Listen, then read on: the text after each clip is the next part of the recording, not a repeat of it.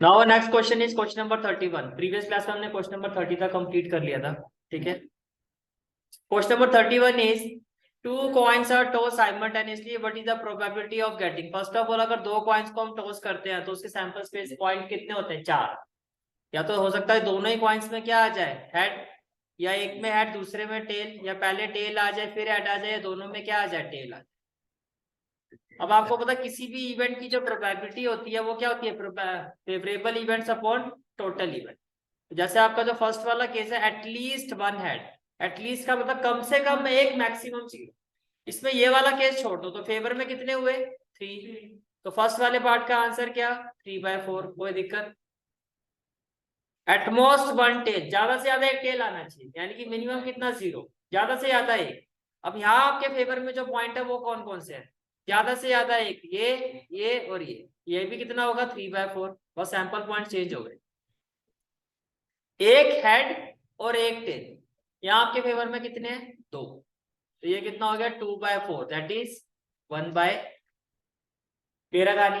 ठीक है, अब प्रेजेंटेशन देखो क्या है आपकी।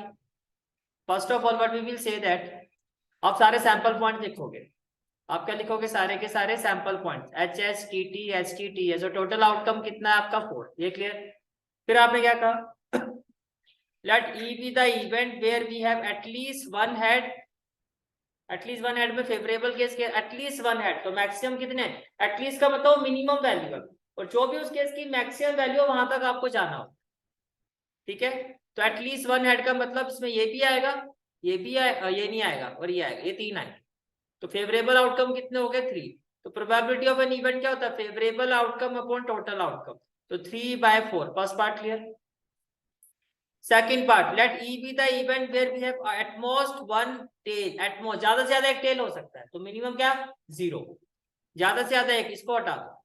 अब फेवरेबल कितने हो गए, minimum 0, at most one tail, at most one tail, तो अगेन फेवरेबल आउटकम 3। तो 3/4, ये भी क्लियर कहानी। ठीक है, थर्ड वाले केस पर आ जाओ। Let E be the event having a head and a tail, एक हेड और एक टेल। तो इसमें आपके फेवर में दो केसेस है, ये दो। तो फेवरेबल आउटकम हो गया 2। तो probability of an event 2/4, that is 1/2। Clear है, ठीक है। Let's move to the next question. Next question is section D, और सेक्शन डी में जितने भी क्वेश्चन है सारे आपके ये मोटी पार्टी है सारी, 5-5 नंबर के। ठीक है, तो to fill a swimming pool 2 pipes are use. एक स्विमिंग पूल को यूज करने के लिए आपने 2 पाइप का यूज किया। तो अगर मैं आपको डायग्रामेटिकली इस चीज को एक्सप्लेन करूं, तो ये हो गया आपका स्विमिंग पूल। ठीक है,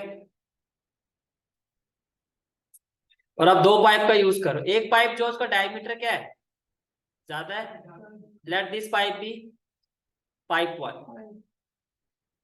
ठीक है, और एक पाइप जो उसका डायमीटर क्या है, स्मॉल डायमीटर है कंपेयर टू दिस, तो ये हो गया आपका पाइप 2।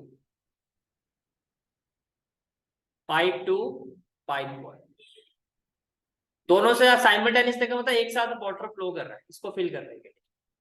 अब आपको ये कहा गया, if the pipe of the larger diameter use for 4 hour, आपने इसको यूज किया 4 hour, and the pipe of smaller diameter for 9 hour, इसको आपने यूज किया 9 आवर, यानी कि यहाँ से जो वाटर फ्लो हुआ है कंटिन्यूसली 9 आवर्स तक। इतना कुछ करने के बाद ही पूल तो फिर भी नहीं भरा आपका। ठीक है, only half of the pool can be filled. अभी भी कितना पूल भरा है आपका, आधा भरा है। ये क्लियर हो गया, कितना फिल हुआ है, हाफ फिल हुआ है। Find how long it would take for each pipe to fill the pool separately. Obviously आप इसको क्या लोगे कि मान लो ये इसको XR में फिल करेगा। If the pipe of smaller diameter takes 10 hour more than the pipe of larger diameter. अब ये अगर XR ले रहा है लार्जर डायमीटर वाला, इसमें कितना टाइम लगेगा, X + 10 आवर। तो बेसिकली अगर हम X की वैल्यू फाइंड कर लेते हैं, we will be able to find the answer. Presentation clear होगी, ठीक है। अब देखो क्वेश्चन में किस तरह से आप आगे बढ़ोगे। First of all, let time taken by pipe P1 of larger diameter be XR, ये क्लियर, ठीक है। therefore time taken by pipe P2 of smaller diameter be X + 10R, ये भी क्लियर हो गया, यहाँ तक कोई दिक्कत, ठीक है। अब पहले हम बात करते हैं पाइप 1 की। अगर मैं पाइप 1 की बात करता हूँ तो क्वेश्चन के अकॉर्डिंगली यही बात बोली जा रही ना वो, कि वो एक्स आर में, हमने ये एज्यूम किया है कि एक्स आर में वो पूरा पूल फिल कर देगा। हम तो यही कह रहे हैं ना, पूरे पूल को फिल करने का मतलब इक्वल टू 1। मैंने कहा ना पूरा कंप्लीट को वैल्यू को 1 लेते हैं। कंप्लीट वैल्यू क्या होती है, जैसे 100%। अब मैं कंप्लीट का मतलब आप कह रहे हो 100% फिल कर देगा, तो 100/100 इसलिए 1 लिया जाता है। पता भी होना चाहिए क्यों लिया जाता है, ठीक है। तो एक्स आर में पूरा 100% फिल कर देगा, यानी कि 1।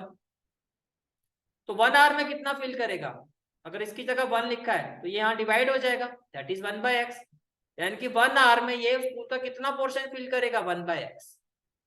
कितना फिल करेगा, 1/x।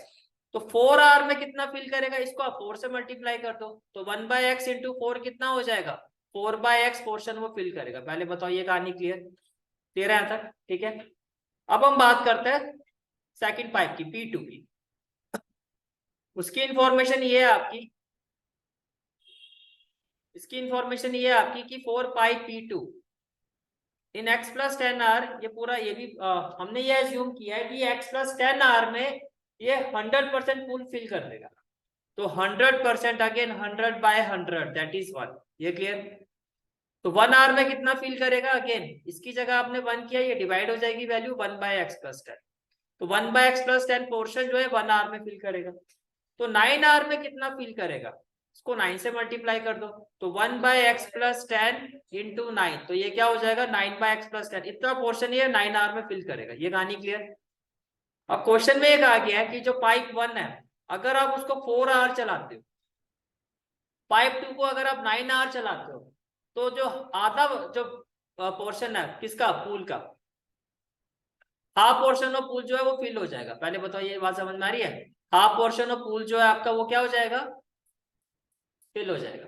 ये कहानी क्लियर, ठीक है। तो देखो अभी आपने निकाला था कि 4 आर में जो लार्जर डायमीटर वाला पाइप है वो कितना पोर्शन फिल करेगा, 4/x। और 9 आर में ये कितना फिल करेगा, 9/x प्लस 10 इक्वल टू क्या हो जाएगा, 1/2। पहले बताओ ये कहानी क्लियर सारी, क्लियर है यहाँ तक, ठीक है। अब जब आप इसको सॉल्व करोगे, जब आप इसको सॉल्व करोगे,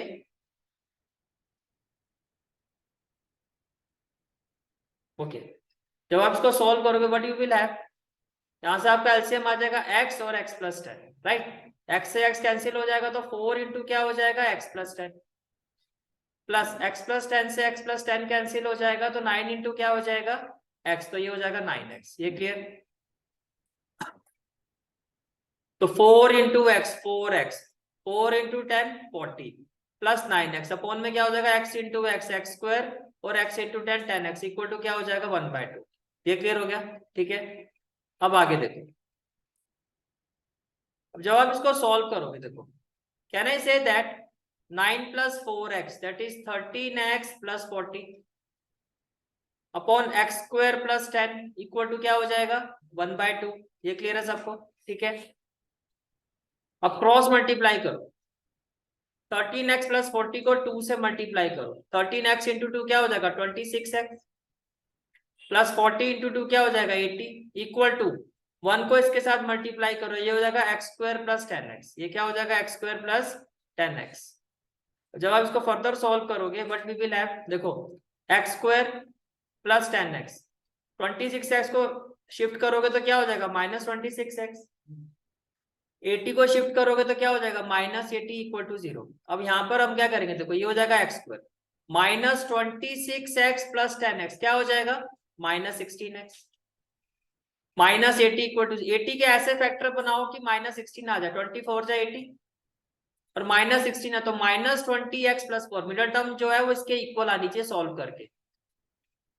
now from these two term we can take x common, we will have x -20 plus 4 common, we will have x -20 equal to क्या हो जाएगा, 0। इक्वल टू क्या हो जाएगा, 0।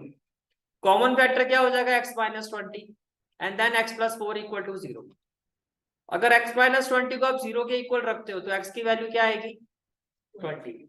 अगर x प्लस 4 को 0 के इक्वल रखते हो, अब x आपका टाइम है, टाइम कांट बी नेगेटिव, ये तो पॉसिबल नहीं। इसका मतलब आप ये कह रहे हो कि जो लार्जर डायमीटर वाला पाइप है वो 20 आवर्स लेगा सेपरेटली उस टैंक को फिल करने में, और स्मॉलर डायमीटर वाला उसे 10 घंटे ज्यादा, यानी कि वो कितना लेगा 30 hours to fill the tank separately. Is it clear? ठीक है।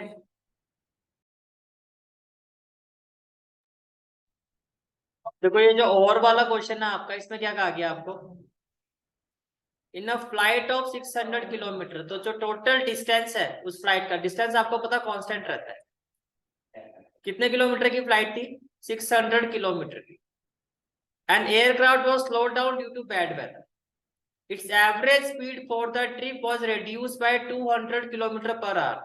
तो अगर ओरिजिनली आप स्पीड को x लेते हो, तो अब स्पीड कितनी हो जाएगी x माइनस 200, ये न्यू स्पीड होगी, ये न्यू स्पीड होगी आपकी, ये ओरिजिनल स्पीड थी, ये होगी न्यू स्पीड। ये क्लियर? ठीक है। From its usual speed and the time of the flight increases by 30 minute. तो पहले अगर मान लो जो टाइम था आपका, देखो आपको पता है स्पीड इक्वल टू क्या होता है, डिस्टेंस अपॉन टाइम, तो टाइम इक्वल टू क्या हो गया, डिस्टेंस अपॉन स्पीड। तो अगर मैं आपसे ओरिजिनल टाइम की बात करता हूँ, तो आप भी कहोगे सर ओरिजिनल डिस्टेंस है 600, ओरिजिनल स्पीड है x, तो ये होगा। अकॉर्डिंग टू द क्वेश्चन अगर मैं न्यू टाइम निकालता हूँ, न्यू टाइम, अब डिस्टेंस कितना है आपका, लेकिन अब स्पीड कितनी है x माइनस 200। अब क्वेश्चन में ये कहा गया है, इसका मतलब ये हुआ कि ये जो टाइम है आपका कौन सा, ये ओरिजिनल टाइम 600 बाय x, अगर मुझे इसको इस न्यू टाइम के इक्वल करना है, अब ध्यान से माइनस करूंगा प्लस, ये ज्यादा है आधा घंटा, अगर आप ऐसे करोगे तो यहाँ माइनस करना पड़ेगा 30/60, और दूसरा अगर आप ऐसे करते हो कि 600 बाय x माइनस 200 लिखते हो, ये टाइम को अगर आपको इसके इक्वल करना है तो आपको प्लस करना होगा 30/60, बस ये क्वेश्चन है। हाँ जी, नहीं दोनों ही कंडीशन ठीक है, बोल तो रहा हूँ आप, ये तो आपके ऊपर ना आप क्या रख रहे हो, ये आपका पुराने वाला टाइम है, ये आपका T1 है, ये आपका T2, आप ऐसे समझो। T वाला आपको ये पहले क्लियर होना चाहिए कि T2 वाला टाइम जो T1 से बड़ा है, T2 वाला जो टाइम है आपका वो T1 से बड़ा है, क्योंकि इसमें स्पीड कम हुई है आपकी, तो टाइम ज्यादा है। तो अगर आप कम वाले टाइम को ज्यादा वाले की इक्वल करोगे तो कुछ ना कुछ माइनस ही तो करना पड़ेगा। यहाँ आप क्या कह रहे हो कि जो आपका न्यू T2 वाला टाइम है, बड़ा ज्यादा वाला जो टाइम है, उसको कम वाले टाइम के इक्वल करना, तो कुछ ऐड करना पड़ेगा। मेंटली आप ऐसे सोचो, आप दोनों ही को तरीके से आगे बढ़ सकते हो।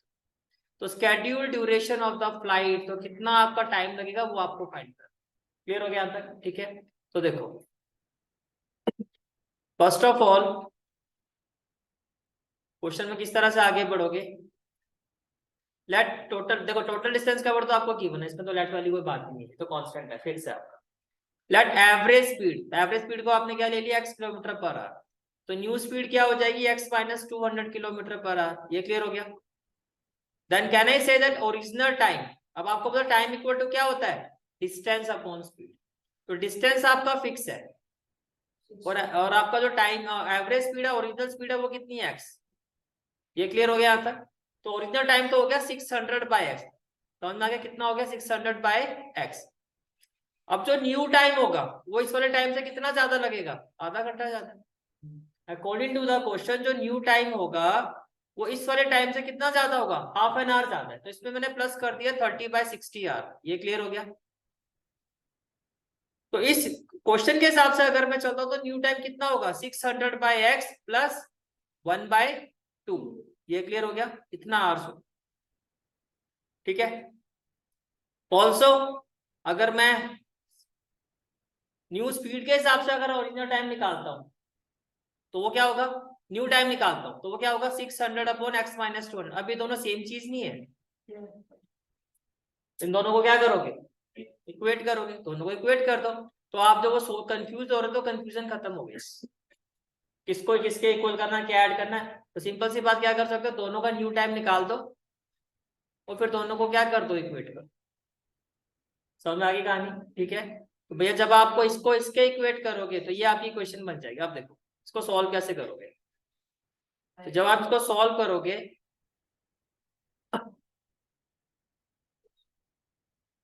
तो ये चीज क्लियर हो गई आपको, 600 अपॉन x माइनस 200, ये जो प्लस है यहाँ आके क्या हो जाएगा माइनस, और इक्वल टू में क्या हो जाएगा 1/2, इक्वल टू में क्या हो जाएगा आपका 1/2।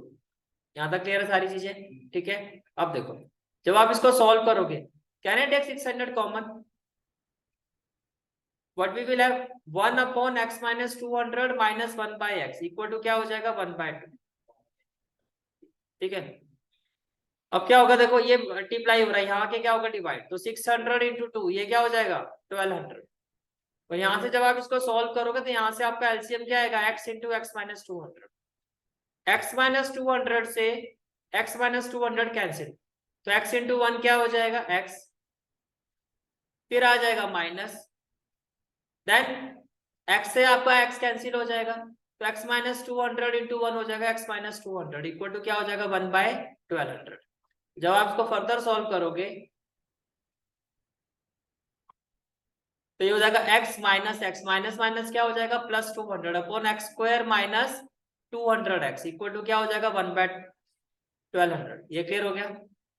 फर्दर आगे देखो, can I say that x and x will be cancel out, we will have 200 upon x square minus 200x equal to 1/1200। अब जब आप क्रॉस मल्टीप्लाई करोगे तो देखो x square minus 200x into 1, तो ये हो जाएगा x स्क्वायर माइनस 200x।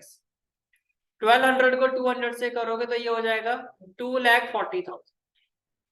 ये समझ में आ रहा है? ठीक है, और जब मैं इसको यहाँ शिफ्ट करूंगा राइट हैंड साइड में तो ये हो जाएगा माइनस 2,40,000 इक्वल टू 0। इसमें कोई डाउट? तो आपकी क्वेश्चन बन गई x square minus 200x minus 2,40,000। इस तरह से क्वेश्चन बन गई, राइट?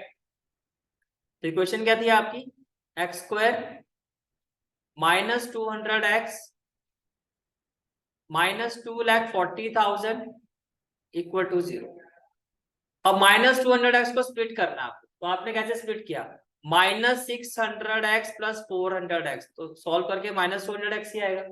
और अगर आप इसको मल्टीप्लाई करोगे तो आपको पता 6 4 का क्या होगा 24, कितनी जीरो है 1 2 3 4, 1 2 3 4 आ रहा है इसके इक्वल, और प्लस माइनस क्या हो जाएगा माइनस, तो मल्टीप्लाई करके तो ये आना चाहिए, प्लस माइनस करके ये आना चाहिए। ये क्लियर? अब देखो x मैंने कॉमन ले लिया तो ये हो जाएगा x माइनस 600, 400 आपने कॉमन ले लिया, ये हो जाएगा x माइनस 600 इक्वल टू क्या हो जाएगा 0।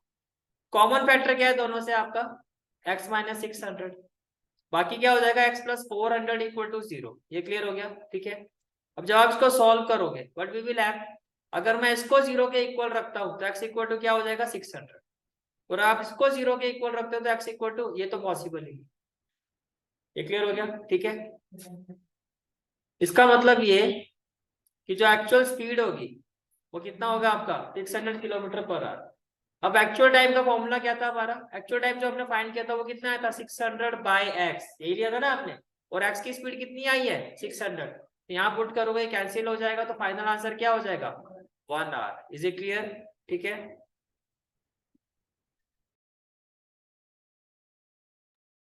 Next question is question number 33 and the question is prove that if a line is drawn parallel to one side of a triangle intersecting the other two sides in a distinct point, कुछ दीदी और भैया को तो पूरे chapter में पूरे syllabus में यही चीजें आती है सर, बस बीपीटी करवा लो हैं। Then the other two sides are divided in the same ratio, तो इसकी तो मैं उम्मीद करता हूँ कि आप सबने भी ठीक ही किया है इसको। ठीक है, अब क्या कहा गया थोड़ा सा आपको आपके बचपन में लेके चलते हैं। देखो भैया ये आपका ट्राइंगल था, ट्राइंगल था नहीं है, ठीक है, आपको ये कहा जा रहा है कि डी जो है और ई, ठीक है, दिस इज द ट्राइंगल, तो गिवन क्या ट्राइंगल एबीसी, आपने अपोजिट साइड से एक लाइन ड्रॉ की जो कि थर्ड साइड के पैरेलल है, तो वो हो गया आपका डी पैरेलल टू बीसी। अगर ऐसा है तो आपको प्रूव करना है कि ये जो लाइन है इन अपोजिट साइड्स को इक्वल रेशियो में डिवाइड करेगी, रेशियो में means AD upon DB should be equal to AE upon EC. ये कहानी क्लियर? ठीक है, अब इसको प्रूव करने के लिए आप क्या करोगे, कंस्ट्रक्शन करोगे। कंस्ट्रक्शन क्या किया आपने, ज्वाइन बी, ये आपने बी को क्या किया ज्वाइन किया, ज्वाइन सीडी, आपने सीडी को ज्वाइन किया, और फिर आपने परपेंडिकुलर ड्रॉ किया। Perpendicular means draw EM perpendicular A B. अब देखो इस चीज को ध्यान से सुनना, ईएम परपेंडिकुलर ए बी, इसका मतलब आप ये कह रहे हो कि ये जो आपने परपेंडिकुलर ड्रॉ किया ये पूरी ए बी साइड पर किया। इसी तरह से ये जो आपका डीएन परपेंडिकुलर है ये पूरी एसी साइड पर है। हाँ जी, नहीं जो आप परपेंडिकुलर ड्रॉ करते हो वो पूरी साइड पर होता है। ये मत सोचना कि इस पर सिर्फ ऊपर वालों का ही हक है। और कितने कोने में लेके जाओ। तुम्हारे कोने के चक्कर में तो तुम्हें कोने में कर रखा है, मुझे पता ना तुम नहीं सोचोगे। अब मैं इसे भारी कर दूंगा तो वो किसी के लायक नहीं रहेगा, इसलिए मैंने इसको इतना ऊपर लगा रखा है ताकि आप समझो कि भैया ये चाहे यहाँ पर भी आ रहा है तो भी इसका जो बेस है ये पूरा का पूरा ए बी है। ये क्लियर हो गया? ठीक है। अब फर्स्ट ऑफ ऑल आप ये देखो इसकी शुरुआत कैसे करोगे। जब आप इसका प्रूफ शुरू करोगे तो क्या आपको ये चीज समझ में आ रही है? एरिया ऑफ ट्राइंगल आपने निकाला ए डी, तो मैं बोल सकता हूँ हाफ इंटू बेस। बेस आपका क्या होगा? ए डी, क्योंकि बेस तो सभी का ही पूरा पार्ट है आपका। और हाइट क्या हो जाएगी आपकी? E M. तो आपने कहा half into A D into E M upon area of triangle B D. B D B D E half into base. तो बेस आप, मैंने अभी आपको कहा कि बेस तो आपका यही रहेगा, मीन्स परपेंडिकुलर जो है इस बेस के साथ भी परपेंडिकुलर आपका। अगर जब आप लेफ्ट हैंड साइड की बात करो, यहाँ इसकी बात कर रहे हो, इस बेस को लोगे तो भी हाइट आपकी ये है, और ये वाला बेस पकड़ोगे तो भी हाइट आपकी क्या होगी? E M. तो half into B D into E M. ये क्लियर होगी बात? ठीक है, चलो मैं आगे। इसके बाद आप ये देखो, then can I say that area of triangle AD. अब देखो हाफ से हाफ कैंसिल, ईएम से ईएम कैंसिल, तो ये जो रेशियो है आपका वो किसके इक्वल आ गया? AD upon BD. This is equation number 1। This is equation number 1। ये क्लियर हो गया यहाँ तक? ठीक है। सिमिलरली अब देखो आप इसको राइट हैंड साइड में देखो, आपने ट्राइंगल लिया ए डी, बट अब जो बेस आप लोगे वो क्या लोगे? ए। तो यहां से जो आपका ट्राइंगल होगा वो क्या होगा? यहां से जो ट्राइंगल होगा वो क्या होगा आपका? डीई सी। क्या होगा? डीई सी। अब देखो जो न्यूमरेटर होगा वो क्या होगा? Half into base. बेस आपका क्या होगा? ए, और हाइट क्या होगी आपकी? डी है। जब मैं इस ट्राइंगल की बात करूंगा तो हाफ बेस आपका क्या हो जाएगा? ईसी, और आपकी हाइट क्या होगी? हाइट आपका यही रहेगा, डी है। ये क्लियर? तो सेकंड रेशियो आपका क्या हो गया? A E upon EC. Second ratio क्या हो गया आपका? A E upon EC. तो ये क्लियर हो गया आपको? Second ratio A E upon EC, ये आपका फर्स्ट वाला था, सेकंड वाला। अब देखो जो आपको प्रूव करना है, जो आपको प्रूव करना है ए अपॉन ईसी और एडी अपॉन डीबी, वो अगर आप दोनों साइड की राइट हैंड साइड देखो तो यही बन रहा है, एडी अपॉन डीबी और equal to A upon EC. लेकिन ये तभी इक्वेट हो सकता है लेफ्ट हैंड साइड हमारी इक्वल हो। अब लेफ्ट हैंड साइड में अगर मैं चाहूं तो न्यूमरेटर में तो कोई दिक्कत नहीं है। दिक्कत कहाँ आ रही है आपको? यहाँ डिनोमिनेटर। अब आपने ये कंसेप्ट पढ़ा हुआ है, आपने ये पढ़ा हुआ है कि अगर दो triangle like B D E, इसका बेस क्या है? डी, और जो ट्राइंगल सी डी, इसका बेस भी क्या है? डी, और दोनों ही ट्राइंगल सेम पैरेलल लाइंस के बीच में है, डी और B C. In that case दोनों का एरिया क्या होगा? इक्वल होगा। तो जैसे आपने दोनों का एरिया इक्वल किया, इक्वल का मतलब अब आपने ये कहा कि ये जो ट्राइंगल डी सी है इसको भी हम क्या ले सकते हैं? B D. तो लेफ्ट हैंड साइड दोनों की सेम, तो राइट हैंड साइड भी क्या होनी चाहिए? इक्वल। हो गया। तो आपने इस चीज को किस तरह से आप लिखोगे? That we know that two triangles on the same base and between same parallel lines are equal in area. Therefore, area of triangle BDE will be equal to area of triangle DEC. ये clear हो गया? ठीक है। Then तो equation 2 जो है आपकी वो भी वही हो जाएगी जो आपकी, वो इस फॉर्म में कन्वर्ट हो जाएगी। From 1 and 3 left hand side आपकी सेम हो जाएगी तो राइट हैंड साइड आपकी इक्वल होके ये प्रूव हो जाएगा। फर्स्ट वाला पार्ट क्लियर? ठीक है। उसके बाद नेक्स्ट पार्ट में क्या पूछा गया आपको?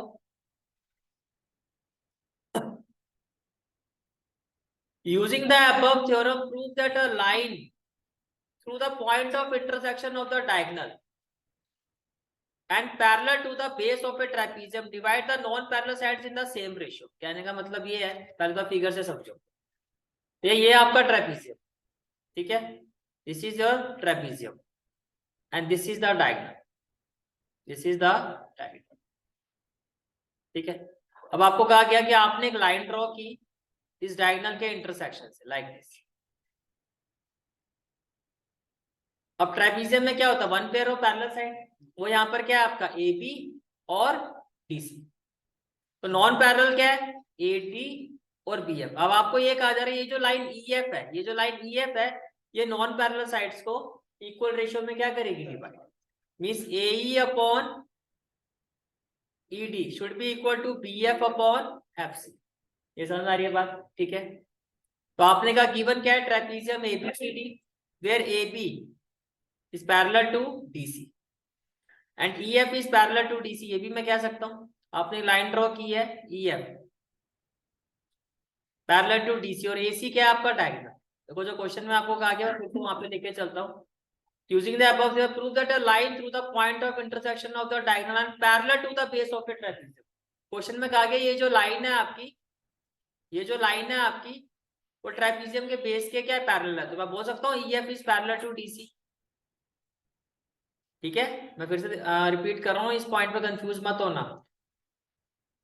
A line through the point of intersection, जैसे कि ये आपका ट्राइपीजियम है और ये इसका डायगोनल हो गया। अब जिस लाइन की मैं बात कर रहा हूँ वो ब्लू कलर से शो कर रहा हूँ, a line through the point of intersection. तो ये आपने एक लाइन ड्रॉ की जो आपको इंटरसेक्ट कर रही है इस पॉइंट पर, through the point of intersection of the diagonal, ठीक है, and parallel to the base of a trapezium. ये जो लाइन है वो ट्राइपीजियम के बेस के क्या है, पैरेलल है। समझ में आ गया। तभी आपने ये कहा, that's why we said that EF is parallel to DC। और क्वेश्चन में क्या गिवन है, AC इज डायगोनल। यहां तक कोई डाउट है तो बताओ, क्लियर है सारी चीजें, ठीक है। आगे देखो, अब जब आप इसको सॉल्व करोगे, फर्स्ट ऑफ ऑल आपको प्रूफ क्या करना है, क्लियर हो गया। AE upon ED, what we have to prove, AE upon ED equal to BF upon FC। अब इसको फिगर से रेट करके देख लो, AE upon ED, AE upon ED, AE upon ED equal to BF upon FC, equal to BF upon FC। Is it clear, clear है वाला part, ये आपको प्रूव करना है। देखो आप इसको एक साथ प्रूव नहीं कर सकते, आपको इसको प्रूव करने के लिए, जैसे कि अगर मैं यहाँ पर एक ट्राइपीजियम बना दूं,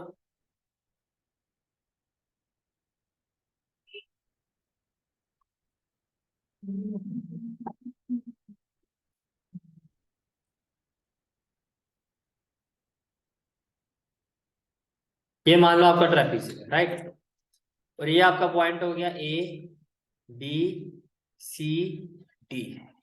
और ये आपका डायगोनल हो गया, और ये आपका हो गया line which is parallel to EF, और इस पॉइंट को आपने ओ लिया। अब देखो इन ट्राइंगल ADC ये आपका ADC ट्राइंगल, ठीक है। कहने से इधर जो EO है वो इसके पैरेलल होगा, तो कौन सी थ्योरम यूज होगी, BPT अभी आपने की है कि भैया AE upon ED should be equal to AO upon OC, yes और नो। अब इसी तरह से अगर मैं कह दूं इन ट्राइंगल ACB, ये in triangle ACB this one, again देखो ये जो लाइन है वो इसके क्या होगी, पैरेलल होगी। अब क्यों होगी, देखो आप कह रहे हो कि AB जो है वो CD के पैरेलल है, फिर आप कह रहे हो कि जो आपका EF है वो CD के पैरेलल है। If two different lines are parallel to the same line, then they are also parallel to each other. They are also parallel to each other. इसका मतलब ये जो लाइन है ये भी तो इसके पैरेलल हुई, ठीक है, कि भैया EF जो है वो DC के पैरेलल है तो AB के भी पैरेलल हो। ये क्लियर हो गया, ठीक है। अब आपने कहा यूजिंग BPT, तो इसमें भी आप क्या कहोगे, आपने ये कहा कि जो OC वाला पार्ट है, ये OC upon OA it should be equal to FC upon BF। ये क्लियर हो गया, इसमें कोई डाउट, क्लियर है तक, ठीक है। अब अगर मैं इसको रेसिप्रोकेट कर दूं तो ये भी रेसिप्रोकेट हो जाएगा। तो आपने कहा AO upon OC equal to BF upon FC। अब दोनों इक्वेशन को इक्वेट करके देखो, एक साइड दोनों की सेम नहीं है, तो जो दूसरी साइड है वो भी क्या होनी चाहिए, इक्वल। तो आपने प्रूव कर दिया AE upon ED should be equal to BF upon FC। इसमें कोई डाउट है तो बताओ, हो गया क्लियर, ठीक है। From 1 and 2 we have prove, ठीक है। Now next question is question number 34. Question number 34 is, due to heavy flood in a state, thousands were rendered homeless. 50 schools collectively decided to provide place and canvas for 1500 tents and share the whole expenditure equally. सभी स्कूलों में जो expenditure है वो equally distribute हुआ है, ठीक है। The lower part of each tent is cylindrically with base radius 2.8 metre and height 3.5 metre.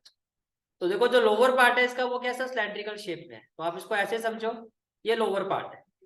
तो जो लोअर पार्ट है ये किस शेप में है आपका, सिलेंड्रिकल शेप। जो टेंट है उसका लोअर पार्ट क्या है, सिलेंड्रिकल शेप में, जिसका बेस रेडियस कितना है 2.8 और हाइट कितनी है 3.5। ये हाइट ऑफ ए सिलेंडर होगा। ये क्लियर, ठीक है। फिर आपको क्वेश्चन में क्या कहा जा रहा है, next part of the question is and upper part is conical, और अपर पार्ट किस शेप में है, कोन शेप, और दोनों का बेस सेम है विद सेम बेस। मींस जो अपर वाला पोर्शन है वो कोन शेप में है और बेस उतना ही है, यानी कि ये जो रेडियस 2.8 है तो ये रेडियस में कितना होगा 2.8 मीटर। पहले बताओ ये चीज क्लियर, ठीक है। फिर उसके बाद आगे आपको ये कहा गया क्वेश्चन में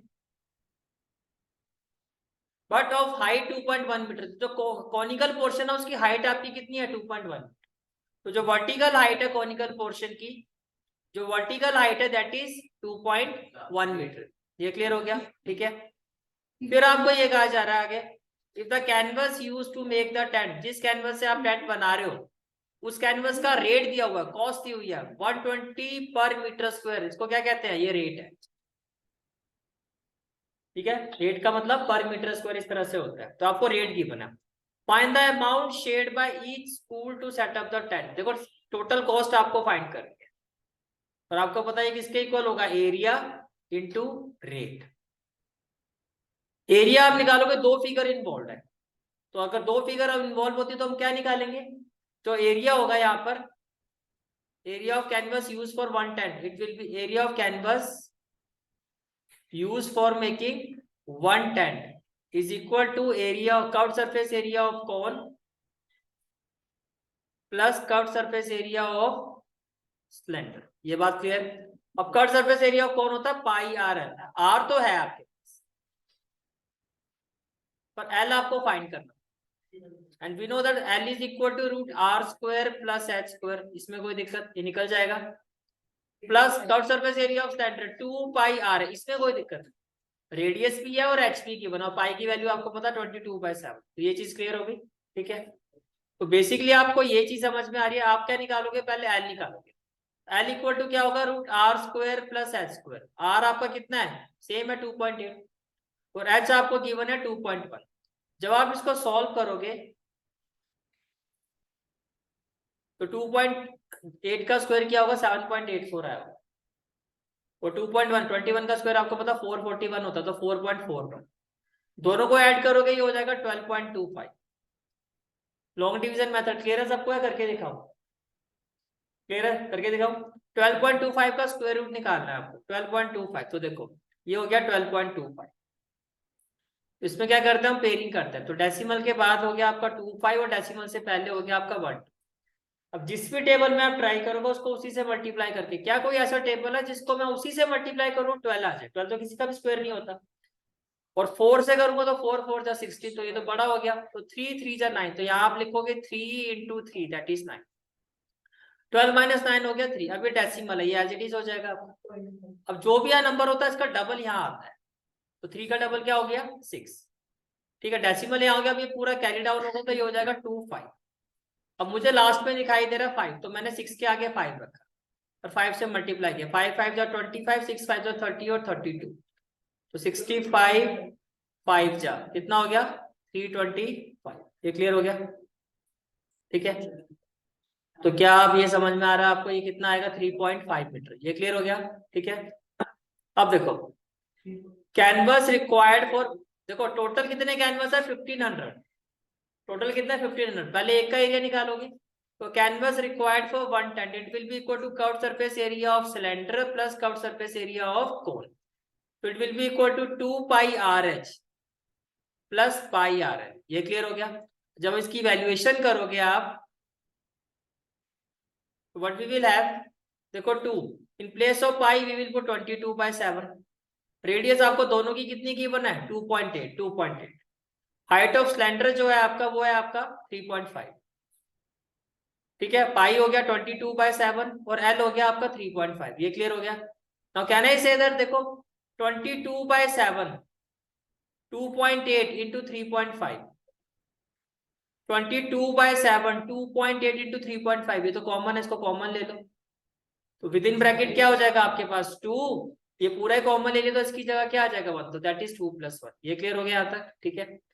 जब फर्दर इसको सॉल्व करोगे तो देखो 22/7 2.8 डेसिमल रिमूव करोगे तो क्या आ जाएगा 10, डेसिमल रिमूव करोगे क्या आ जाएगा 10। ये क्लियर हो गया यहाँ तक, ठीक है। अब देखो 7 1 जा 7, 7 5 जा 35, ये क्लियर हो गया यहाँ तक। उसके बाद देखो 5 2 जा 10, 5 1 जा 5, एंड देन 2 1 जा 2, 2 1 जा 2, 2 1 जा 2, सारा कैंसिल। 10 को इसलिए नहीं किया कि लास्ट में डिवाइड जो होगा आपका बहुत सिंपल हो जाएगा। तो finally what we will have 28 into 11 और 2+1 क्या हो जाएगा इंटू 3 और अपॉन में क्या आ जाएगा 10 हो जाएगा। ये क्लियर हो गया, ठीक है। अब जब आप इसको सॉल्व करोगे तो देखो 28 इंटू 11 3 जा कितना होता है 33, 33 इंटू 28 करोगे 8 3 जा 24, 8 3 जा 24 और 2 26, 2 3 जा 6, 2 3 जा 6, तो ये हो जाएगा 4 12 और 9, तो ये हो गया 924 और अपॉन में क्या हो गया 10। एक सिंगल जीरो है तो 92.4 मीटर स्क्वायर एक कैनवस का एरिया आ गया। और टोटल कितने कैनवस है 1500। तो आपने ये कहा कि one canvas area for 1 tent कितना होगा आपका 92.4 मीटर स्क्वायर। तो कैनवस एरिया फॉर 1500 टेंट कितना एरिया होगा कैनवस का लगेगा 1500 टेंट को बनाने के लिए 92.4 इंटू 1500, टोटल कैनवस का एरिया आ गया। ये क्लियर हो गया यहाँ तक, ठीक है। अब ये बताओ ई स्कूल का पूछा हुआ है, तो टोटल स्कूल कितने हैं आपके 50। जैसे कि पहले तो ये बताओ क्या ये चीज क्लियर है कि कॉस्ट का फॉर्मूला क्या होता है आपका एरिया इंटू रेट। आपके पास एरिया आ गया और रेट आ गया, ये आ रही है टोटल कॉस्ट। 50 से डिवाइड कर दो तो एक स्कूल का आ जाएगा एक्सपेंडिचर। भाई आपको लास्ट में ये पूछा गया है बाय ई स्कूल, ई स्कूल का मतलब 50 स्कूल है तो 50 से डिवाइड, तो आपने टोटल कॉस्ट निकाल दी टोटल मिला के, और आपको एक स्कूल की निकालनी है। जब आपको एक स्कूल का फाइंड करना है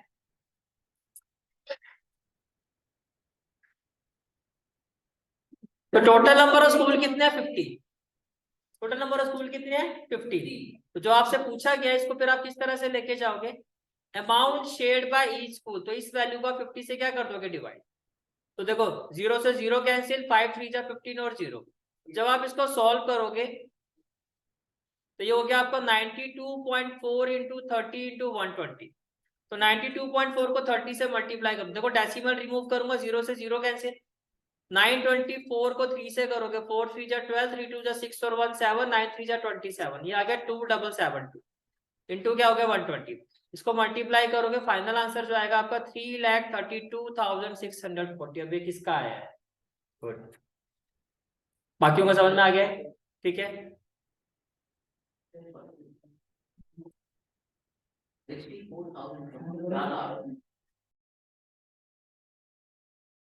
एक मिनट, अब देखो नेक्स्ट क्वेश्चन क्या है आपका, इसी का और वाला पार्ट है।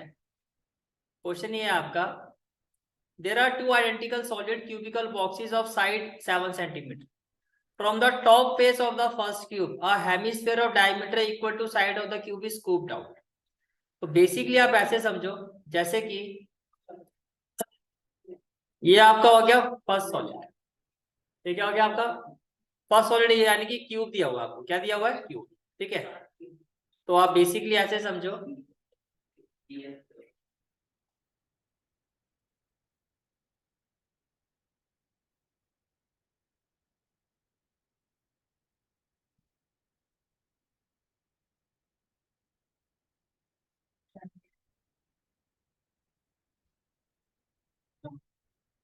मान लो ये आपका फर्स्ट क्यूब है, ठीक है, this is your first cube. अब इसमें कहा गया कि hemisphere is what, hemisphere is scooped out, scooped out, तो यहां मैंने एक हेमिस्फेयर बना दिया। स्कूप्ड आउट का मतलब इंटरनली इस तरह से होगा, ठीक है। अब ये आपका फर्स्ट सॉलिड है, उसके बाद क्या कहा गया from the top face of the first cube hemisphere of diameter equal to the side of the cube is scooped out, जितनी इसकी साइड है उतने डायमीटर का आपने इसको स्कूप्ड आउट कर दिया। This hemisphere is inverted and place on the top of the second cube. अब ये आपका हो गया सेकंड, इसी को आपने उल्टा करके इसके ऊपर रख दिया।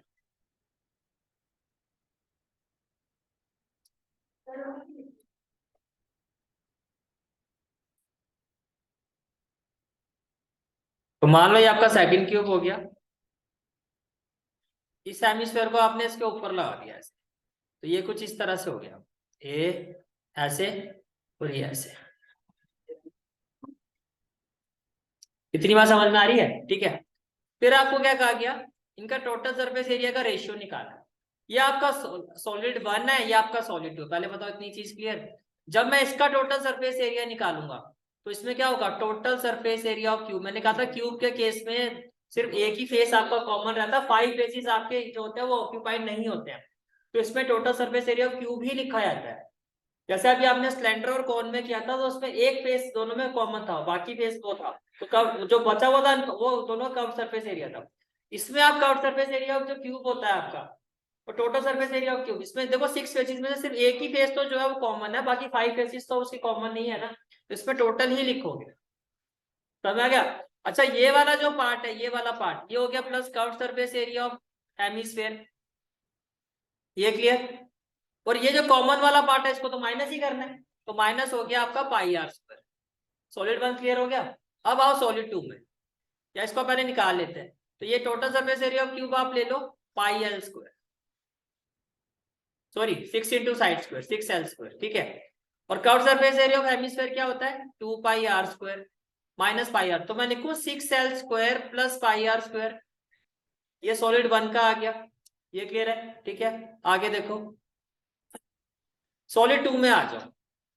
इसका टोटल सरफेस एरिया जब आप निकालोगे तो ये क्या हो जाएगा, total surface area of cube, total surface area of cube plus curve surface area of hemisphere, इसमें भी होगा, ठीक है, प्लस कर्व सरफेस एरिया। देखो ये वाला एरिया तो आएगा ही आएगा ना, लेकिन ये वाला दोनों में फिर क्या है, कॉमन, कॉमन वाला माइनस कर दो, माइनस क्या हो जाएगा, area of circle that is pi are square.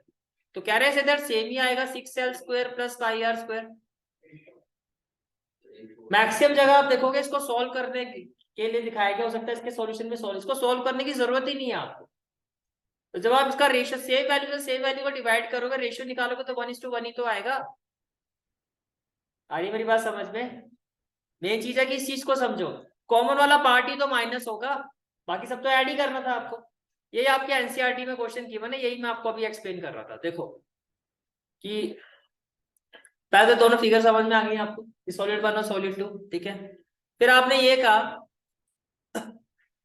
Solid 1 के केस में क्या कहा, total surface area 6 into side square, किसका हो गया, ये क्यूब का, प्लस ये क्या हो गया, curve surface area of hemisphere, plus common वाला जो पार्ट है ये फिगर, ये क्या आपका area of circle, area of circle.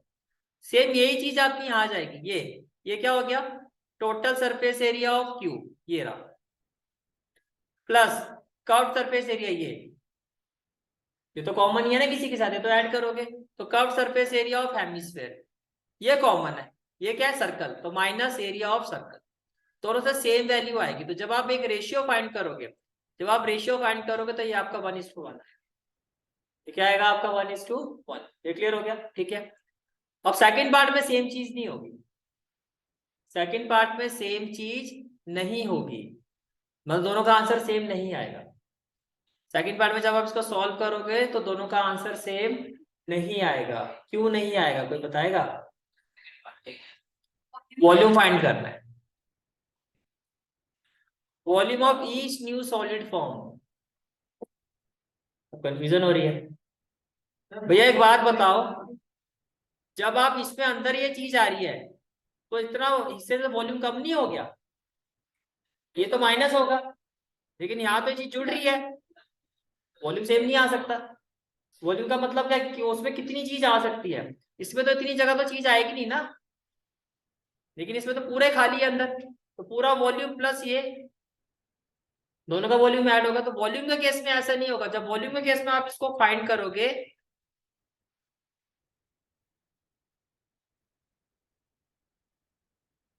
तो जब आप वॉल्यूम ऑफ फर्स्ट सॉलिड निकालोगे, वॉल्यूम ऑफ फर्स्ट सॉलिड, तो आप क्या कहोगे, volume of cube minus volume of hemisphere, ये चीज समझ में आ रही है आपको? वॉल्यूम ऑफ क्यूब, ये देखो वॉल्यूम ऑफ क्यूब में से इतना हिस्सा जो है, ये वाला हिस्सा, ये आपको माइनस करना होगा। फिर कोई भी चीज डालोगे तो वो इधर इधर ही जाएगी ना। इसमें तो आपने इसको होलोड आउट कर दिया, इतना हिस्सा तो कम हो गया आपका। उसके अंदर से स्कूप्ड आउट किया ना आपने, इतना हिस्सा तो खाली हो गया आपका, यहाँ तो कुछ आएगा नहीं। इतना स्पेस आपका क्या हो गया, कम हो गया। लेकिन इसमें तो पूरा ये भी आएगा और ये भी इसमें जुड़ेगा। तो जब इसका आप वॉल्यूम निकालोगे तो volume of cube that is side cube minus volume of hemisphere 2/3 pi R cube, ये क्लियर हुआ? तो side of a cube question में गिवन है 7 है। क्वेश्चन में अगर आप जाओ तो साइड ऑफ अ क्यूब कितनी है, 7 सेंटीमीटर। और डायमीटर ऑफ हेमिस्फीयर भी क्या है, साइड के इक्वल है। वो कितना हो जाएगा, रेडियस कितना हो जाएगा 7/2। रेडियस कितना हो जाएगा 7/2। तो वॉल्यूम ऑफ क्यूब हो गया side cube minus volume of hemisphere 2/3 pi R cube, ये चीज समझ में आ रही है, 2/3 पाई आर क्यूब। जब आप इसको सॉल्व करोगे, साइड क्यूब हो गया 7 2/3 इन प्लेस ऑफ बाई 22/7, रेडियस हो गया 7/2 7/2 7/2, ये क्लियर है? 7 क्यूब क्या होता है 343, 7 से 7 कैंसिल हो जाएगा आपका, 2 से इसको कैंसिल कर देना, एक 2 से ये कैंसिल हो जाएगा। इसको सॉल्व करोगे पूरी, अब ये तो सॉल्व कर लोगे ना, इसको सॉल्व करके फाइनल आंसर आएगा 1513/3 सेंटीमीटर। अब जब सेकंड क्यूब में जाओगे, जब आप सेकंड क्यूब में जाओगे, volume of second solid not cube, volume of second solid, तो उसमें ऐड करोगे, ये समझ में आ रहा है, मेन यही पॉइंट है। ऐड क्यों होगा, क्योंकि भैया ये जो आपका क्यूब है, ये जो आपका क्यूब है, इसमें जो आपका हेमिस्फीयर है वो ऊपर की तरफ है, वो ऐसे है, ऊपर है। तो इसका पूरा वॉल्यूम ये पूरा ऊपर तक फिल होगा, और इसमें ये भी तो चीज, ये इसमें और इतना ऊपर तक जाएगा। तो volume of hemisphere plus volume of cube, तो साइड क्यूब प्लस ये, जब इसको सॉल्व करोगे ये आएगा 2597/6 सेंटीमीटर। तेरा कहानी ठीक है। और फिर लास्ट क्वेश्चन आता है जो आई थिंक आप सबने चिपकाई दिया होगा, बहुत आसान था, देखो भाई ने बोल दिया। आपको क्या बोला गया था इस क्वेश्चन में, मीडियन गिवन है, ओहो हो, तो मीडियन गिवन है 525, तो पहली मीडियन क्लास तो पहले क्लियर हो गई आपको, ये मिडिल क्लास क्लियर है, तो आपके पास लोअर लिमिट आ गई 500। ये आपका हो गया एफ, यहां से आपने निकाला होगा सी एफ 2 + 5 7, ये हो गया आपका x+7, ये हो गया आपका x+12, और ये हो गया x+7 + 2 9 29,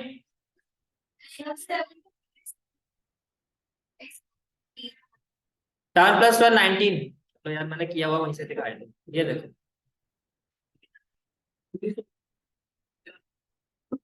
भाई यही वैल्यूएशन आ रही है ना तुम्हारी, चेक करो। फर्स्ट वैल्यू कितनी आ रही है आपकी 2, 2 + 5 7, ये हो गया x+7, 7 + 12 x+19, फिर आपने 19 + 17 किया होगा x+36, ये आपका हो गया x+56 तो ये आपने ऐड किया होगा, तो ये हो गया x+56 और y x+y+56, 56 + 9 क्या होगा 65, 65 + 7 क्या होगा 72, 72 + 4 76। पर आपको पता है कि जो भी वैल्यू होती है वो इसके टोटल सम के इक्वल होती है, जो आपको क्वेश्चन में गिवन है। जो इसका सम है फ्रीक्वेंसी का वो कितना आपका 100, if the total frequency is 100, तो सी एफ की लास्ट वैल्यू किसके इक्वल होगी 100 की। तो सी एफ की जो लास्ट वैल्यू है आपकी, it will be equal to 100, तो ये 100 के इक्वल होगा। तो जब आपने इसको 100 के इक्वल रखा होगा, देखो ये, तो x+y+76 इक्वल टू क्या हो जाएगा 100, ये क्लियर हो गया यहाँ तक, इसमें कोई दिक्कत तो नहीं है, ठीक है। तो 76 को यहाँ माइनस करोगे 100 से, तो ये आपकी फर्स्ट इक्वेशन बन गई x+y = 20, ठीक है। फॉर्मूले में n/2 भी चाहिए होता है, 100 है आपका n, तो वो आपके आ गया 50।